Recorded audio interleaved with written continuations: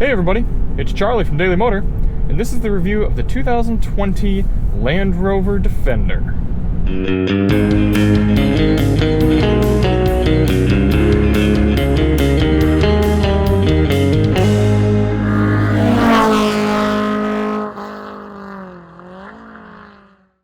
I've been spending time with this car over the last week, and while I'm not completely won over, I get it. I could see why someone would buy this car. It's cool. It's just,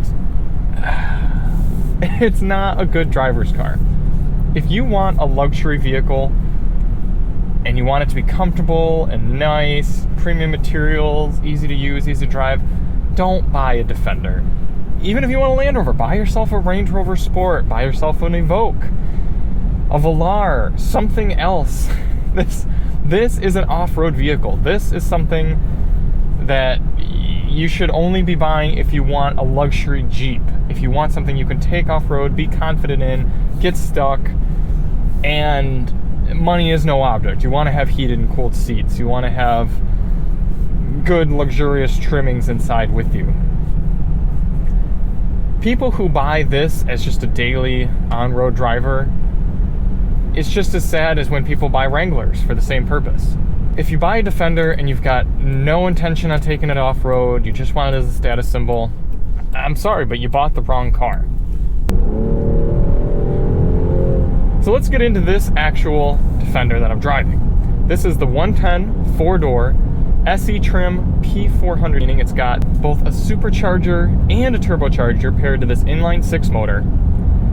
But you can't really tell because you just hear that beautiful inline-6 engine note singing out as you get hard on the gas. This transmission is excellent. All the shifts are very smooth. I'm going around 2,000 RPM right now, actually down to 1,500, 60 miles per hour if I floor it. Drops a few gears, takes off, very refined. The 48-volt hybrid system kind of helps with the supercharging, and with the way it's all built in, there's not really any sort of lag. It's definitely a strong system. The Powertrain is the best driving aspect of this vehicle. Other than that, it's cumbersome, it's large, the steering is just there. It's just meant to pilot the vehicle, nothing more. I'm not expecting an off-roading SUV to handle like a Miata, but I'm just telling you that there are other vehicles in this class that drive better, so you shouldn't be expecting this car to provide a satisfying driving experience. One thing I will say is with this air suspension, the Defender rides so smooth off-road. We did some serious off-roading with this thing on our live drive, but all the bumps that goes over are just incredibly smoothed out. This air suspension, which has adjustable heights for off-road and access, really make for one of the most comfortable off-roading experiences you can find. Another big selling point of the Defender is how cool they made the interior. You've got all these different Defender logos. Everything's a cool mixture of rugged metals and plastics and leathers. This big old knob or shifter here. Pretty easy to use climate control setup. It does take a little bit of a learning curve to figure out where all the buttons are for everything. You've got certain buttons like this off-road one, you click that and this knob turns into a drive mode selector. You've got different off-road modes as well as an eco mode. But once you get used to everything, especially with the infotainment screen, it works really well. It has a lot of different functions and it looks really nice. This is one of the prettiest infotainment screens I've seen in a long time. If you want to see more on it, we've got a review of the system, including an Android Auto and Apple CarPlay demonstration, and a sound system review on the Meridian audio system. So check the links in the description for that.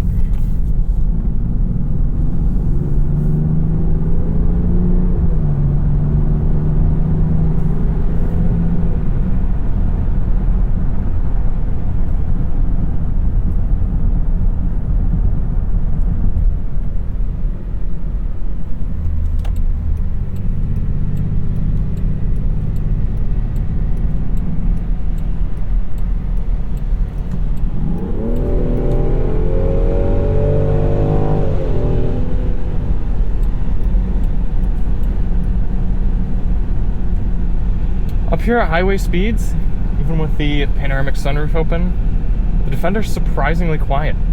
You can hear a decent amount of road noise, just from those more off-road oriented tires, but wind noise is essentially non-existent. And I think that's really impressive given the proportions of this vehicle, the sheer size of it. Very nicely done from Land Rover. And it's also surprisingly easy to drive on the highway. I was expecting this to be kind of like a Wrangler or many other large SUVs where you're always making corrections. It's cumbersome and exhausting to drive on highway trips, but it's not the case. It's actually very easy to drive. The seats are mildly comfortable. They're not the best for $75,000, but they're fine. You've got 4-way lumbar adjustment. Seat cushions are just a little shallow. No adaptive cruise control in this model, which is pretty darn surprising. Must be a package you have to pay for. But you could easily take a Defender on a nice long trip, go out, hit some off-road trails wherever you're heading. It'd be a pretty decent overlanding, off-road road trip camping sort of vehicle. And we'll see more of that when we take a stop and look around the interior.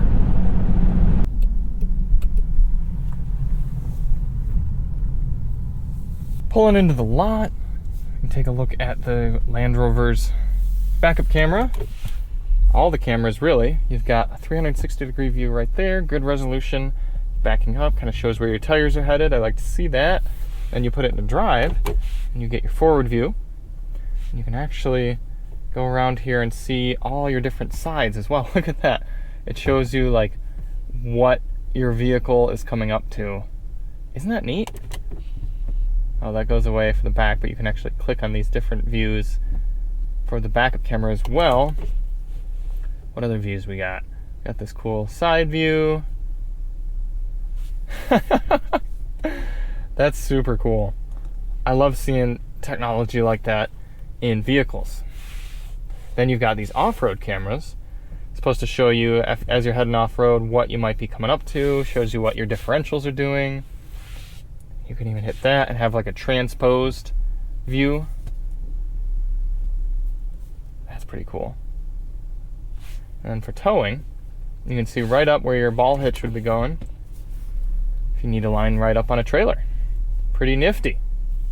Another neat feature you guys might have noticed is this camera rearview mirror, and in this vehicle it's actually quite necessary because using the normal rearview mirror you can barely see out the back with that tire and the seats. So instead, Land Rover has put this nice camera system, which works pretty well. My eyes don't have too much trouble focusing to it, so it's pretty decent. Really a quite well-designed center console in here. You've got storage way down underneath. You've got pretty good-sized cup holders. You can see a 32-ounce water bottle fitting in there. Big wireless device charger, like to see that. Nice big center storage well, which actually has refrigeration options. So someone had left that on, and it's actually quite cool in there. I'm surprised. Good premium leathers. This is kind of neat how they've got the rivets exposed right here to screws and bolts, take out the door panels if need be. Good amount of storage everywhere. Just a really cool layout design for the cabin. Hopping out, you can see we got it nice and dirty, going through big off-road puddles. In fact, we even did a little bit of a number on the front here. So you can see we doing some off-roading and tore off some of that center panel, and you can see the tow recovery hook up there in the front is now exposed. So we'll have to cross that bridge. But overall, the Defender was quite capable off-road, and I just think it looks so cool. It's bigger than I expected. Seeing it in person, it's definitely got an imposing vehicle, but so many of the design elements are sweet. Even these rear lights, it's just unique, it's different, and I really think Land Rover did a great job with it.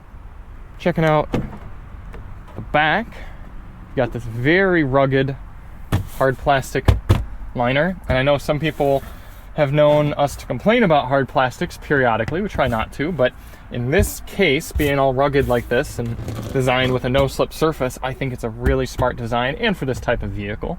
If this were purely a luxury SUV without the off-road chops, then I would be a little less forgiving of this type of material. You've got a 110 wall style outlet right there. Pretty cool. Bunch of different hooks and tie downs. Very well designed. You got these cool portholes up there and a third row. which is remarkably okay for adults to sit in. So let's hop up there and take a look.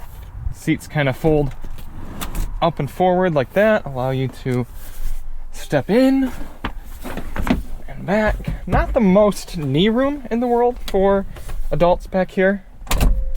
The seat's technically not scooted all the way back. As you can see, it's actually very far forward. But you can see from this one, not a whole ton of knee room, but you are able to live back here. You've even got heated seats, power points, cup holders. So it's mostly an area for kids, but if need be, an adult could be shoved back here for a little while.